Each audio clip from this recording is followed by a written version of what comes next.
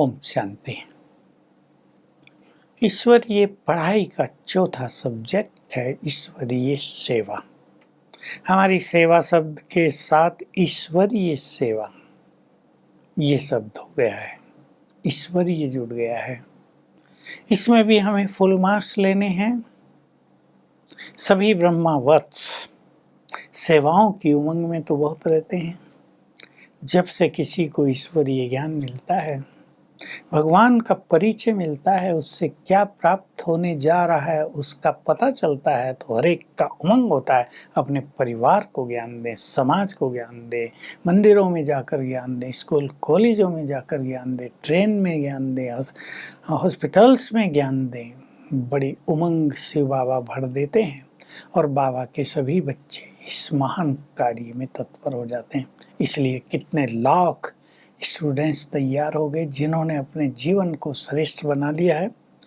शिव बाबा ने कहा, मैं अकेला थोड़ा ही स्थापना का कार्य करूंगा, तुम सभी मेरी राइट हैंड्स हो, भुजाएं हो, तुम्हारे द्वारा ही तो मुझे काम करना है। शास्त्रों में भी तो है, शिव ने शक्तियों के द्वारा काम कराया। तो शिव अपनी शक्तियां दे देता है अपने बच्चों को, भाइयों को और बहनों को, और उस शक्ति के द्वारा हम सभी मिलकर इस कलियुगी पहाड़ को उठाकर सतयुगी श्रेष्ठ स्वर्ग बना देते हैं, बदल देते हैं। वो हमारी शक्ति तो हो ही नहीं सकती, वो ईश्वरीय शक्ति हमारे साथ काम करती है। तो इस सब्जेक्ट में भी हमें फुल मार्क्स लेने हैं। पहली धारणा इसमें हम अपनाएंगे।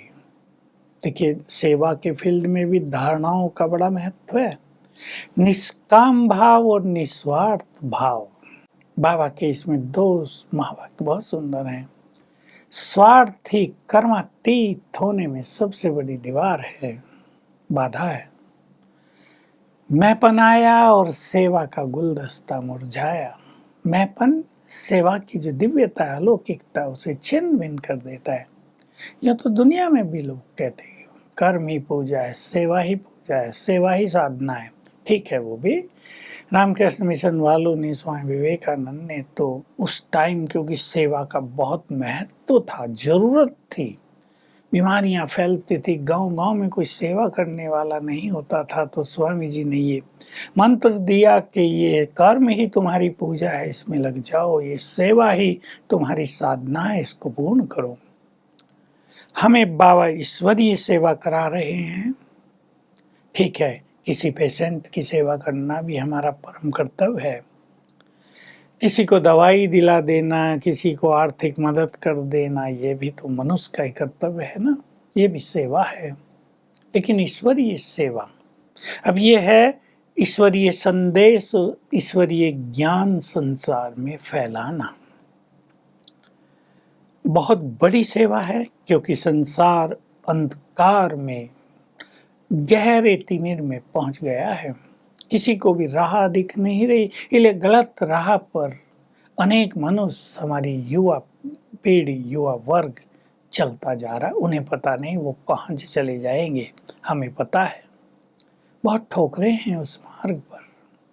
तो हमें सत्य राह दिखाना, जीवन जीने की कला सिखाना, जीवन को सुंदर, सुख से भरा, शांति से भरा, प्रेम से भरा, आपसी संबंधों में मधुरता भर जाए, ऐसा सिखा देना, ये बहुत बड़ी सेवा है। इसमें सबसे बड़ा काम करता है हमारा जीवन।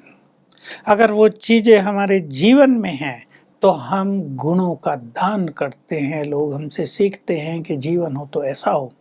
संसार के बहुत लोग तनाव में जीते हैं, कर्म में तनाव में रहते हैं। हम यदि स्ट्रेस फ्री रहते हैं, तनाव से मुक्त रहते हैं, तो लोग हमसे सीखते हैं ना, ये बहुत बड़ी सेवा है। और हमने देखा जिन परिवारों में से एक एक व्यक्ति ज्ञान में चलता है, छोटी कन्या, छोटा कुमार, और उनकी प्योरिटी और उनकी स्थिति बहुत अच्छी है, सारा परिवार ईश्वरीय ज्ञान के मार्ग पे आ जाता है। बहुत बड़ी सेवा हो गई ना। कुछ लोग अपने जीवन से सेवा कर रहे हैं, तो कुछ मेले लगाकर, प्रदर्शनियां लगाकर सेवा कर रहे हैं। कुछ लोग तन मन धन से सेवा में लगे हुए हैं। बहुत शिव बाबा के प्रति प्रेम रहता है सबको, उसके यज्ञ के प्रति कुर्बानी की भावना रहती है, इन सब के मार्क्स हैं। तो सेवा का जो सब्जेक्ट है वो बहुत वाइड है, बहुत ही विशाल है, विस्तार है इसका। सार रूप में हम ये जान लें, हम तन मन धन की सेवा जो भी करते हैं, यदि निष्काम भाव से सेवा की, उसको समर्पित जिसने सेवा दी है, धन सेवाओं में लगाया, भारत में हिंदू धर्म में तो मान्यता ही है, दायां हाथ दे तो बाएं को भी पता न चले, ऐसा निष्काम भाव, यानी अपने मन में भी वो फीलिंग न रहे कि हमने कोई दिया है, इसके फुल मार्क्स हैं। तो चाहे आपको किसी भी तरह की सेवा मिली हो, भोजन बनाने की मिली हो, खिलाने की मिली हो, कहीं कुछ चीज ऑर्गेनाइज करने की मिली हो, कोई प्रोग्राम करने की मिली हो, यदि आपकी सेवाएं निर्विघ्न पूर्ण हो रही हैं, यदि आपकी सेवाओं से सभी लोग बहुत खुश हैं, यदि आप सभी को सुख दे रहे हैं अपनी सेवाओं से, तो आपके फुल मार्क्स होंगे। अब मान लो आपको भोजन खिलाने की ड्यूटी है, कहीं भी आप सेवा केंद्र में हैं, 1000 लोगों का भोजन बन गया है, आप 5 लोगों को सबको भोजन खिलाने की, परोसने की जिम्मेदारी दे दी गई है। अब न तो वो भोजन आपका है, ना आपके पैसे से वो भोजन बना है, भोलेनाथ का भंडारा, बनाने वालों ने भोजन बनाया, आपको खिलाना है, आप दूसरों को संतुष्ट न कर पाए तो आपके मार्क्स कट जाएंगे। ऐसा सेवा भाव, सबको सुख देने का भाव, सेवाओं में सबको संतुष्ट करने की एक सुंदर इच्छा, ये हमारी सेवाओं के मार्क्स को बढ़ा देता है। और तब ये सेवाएं हमें बहुत सुख देती हैं, सेवाएं खुशी देती हैं। देखिए, सेवाओं का प्रैक्टिकल फल जो होता है वो बहुत खुशी, बहुत आनंद, बहुत सुख। सेवा कर्म है ना, पुण्य कर्म है, हमारे पुण्य बढ़ते जाते हैं, दुआएं मिलती जाती हैं। आप भोजन परोस रहे हैं और मान लो, एक उदाहरण, आपने दाल दी और किसी की दाल गिर गई, अब वो 2 बार आपके पास लेने आता है और आप उसे डांटते हैं। अभी दाल तो दे देते हैं लेकिन डांट भी देते हैं। तो इसके लिए हिंदी में एक कहावत होती थी, बकरी दूध तो देती है पर मिंगन भी डाल देती है, तो दूध खराब हो जाता है ना। तो दाल तो आपने फिर भी दे दी, लेकिन 2 कटु वचन बोल कर दी, तो खाने वाले को मजा नहीं आएगा, सोचेगा बिना दाल के ही खा लेता तो अच्छा होता। व्यवहार को बदल दे सेवाओं में, हमारे बोल बहुत सुखदायी हों, हमारा जीवन क्रोध से मुक्त हो।